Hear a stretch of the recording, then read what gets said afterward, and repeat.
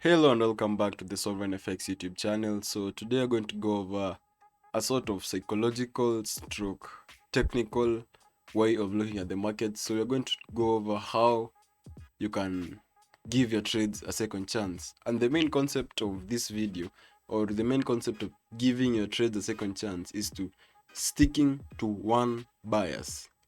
That's a pro tip. Always stick to one bias for the day or for the session. Okay, so for instance, here are some examples. If you are one of these traders, you want to stay till the end of this video.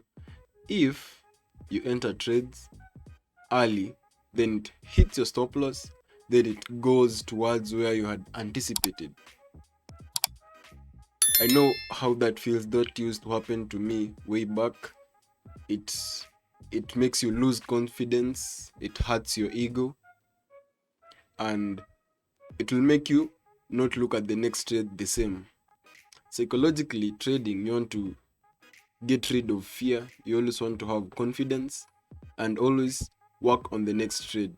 If you learn to detach emotions, this is what I say in the charts, just write, watch out for the next trade. Once you enter a trade, whether the outcome is positive or negative, always the most important trade is the next trade. Okay, without further ado, let's dive right into the technical aspect of giving your trades a second chance. Okay, so this will be a quick video. So as you can see from just throwing a glance, for this particular part of the market, this is bullish market structure.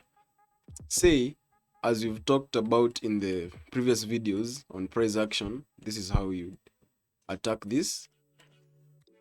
Price made a high, came back, made support, and you expect it to retest this high. So 80% of the times in the market, when price makes a high, 80% of the times it retests, and we have a range of about 50 pips, thus making it a valid entry. All right, so you enter your first trade right around here, and as we've talked about placing stop losses, your stop loss will be below the previous 30-minute at 28 pips. But then this is what happens. Price hit your stop loss, and then as you can see, your take profit was at around 38 pips. You can't always look to capture the whole move, just take a piece of the move, then on to the next trade. So look at this. Okay, this is just I'm cherry picking an example so that you can understand the concept better. So price hit your stop loss, still didn't break below this area of market structure, this resistance, and still shot up. So how would you enter this trade? How would you re-enter? So once you've lost this trade, many of us would lose confidence, beat themselves up over why they couldn't just wait. But it's not your fault, it's probabilities. You cannot always be 100% right. So here's how you'd have entered the second trade. Okay, so as you can see, price came down, couldn't break this, started forming a sort of support, and we made a sort of a range around here. So here's your minor range. So in this minor range, you would wait for a candle to break above this minor range. Okay, we could get better entries on the 15 minutes, but for the sake of this example, I want us to look at this. So once you price breaks above, you want to wait for it to retest, then break above this high to push upwards. Okay, so price broke above, closed below, so it formed another range at around here, right? So with this higher range, how would you re-enter your buys?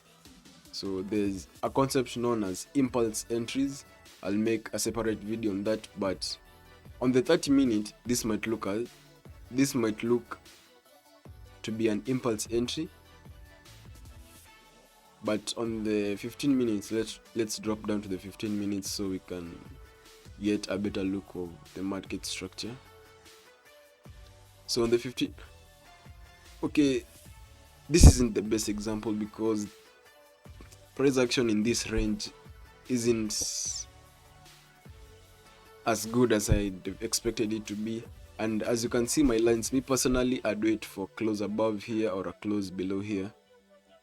So okay, let me use another example, but you get the gist of it. Price breaks above the range, wait to push up. Here's a better example. Okay, here there's two ways you would have entered. You would have entered a sell because price made a low and you're waiting for it to retest the low. Or according to the previous video on counter trend trading, when price breaks resistance, comes down, does not close below this resistance, thus meaning it's a support, and using the impulse entry concept, you would buy as price breaks above here. Okay, so let us use an example that shows you how to re-enter trade. Right here, price made support, maybe you want an earlier entry, and as you can see on this 15-minute, it wicked a little further than you had anticipated, stops you out, and you're wondering like why. You are questioning how you trade. You're asking yourself why you didn't push your stop losses lower than you had placed it. Okay, it's all a game of probabilities. Don't beat yourself up if you lose a single trade. It's always about the next trade. So after price makes this bottom wick and you realize price is rejecting this area, personally I'd wait for the flip of the 15-minute candle for an entry, and this is where you'd have entered. Stops below the current candle because it rejected for 20 pips and you can't expect it to break this support area. Then you can have your take profit at around here because this was our next leg of movement. Take 80%, maybe move your stop loss to break even. You could enter the second trade here as you juice the move up.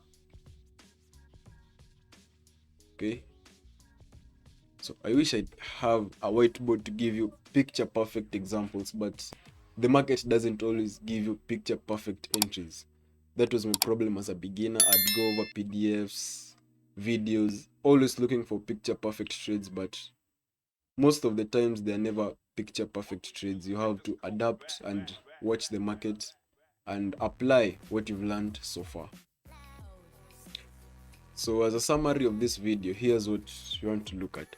So always try to give your trade a second chance and don't force the second chance.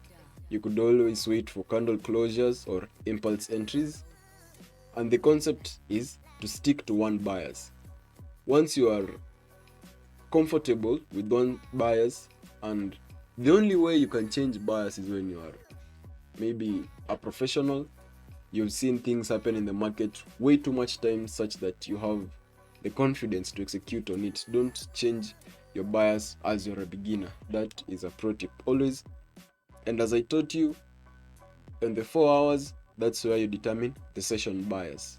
Always highlight at the top of your chart session bias, then stick to that till the end of the session, and look for only, if you're looking for buys, look for only buys. You can, as you can see, buys would have been very profitable if you only stuck to one bias. Also, if the bias was sells, we have sell setups here, this pullback here, you could juice this move. Like, there's always opportunities. Don't beat yourself up over one trade and look to manage your risk. In one of my first videos to make was static and dynamic risk. Always cut losses early because the market will give you infinite opportunities to get in. And with that, we come to the end of the video. If you have any questions, you could leave it in the comment section below. You could text me on Instagram, leave a message on Telegram, join our groups for more free knowledge, and with that, see you next time. Sovrenfx out.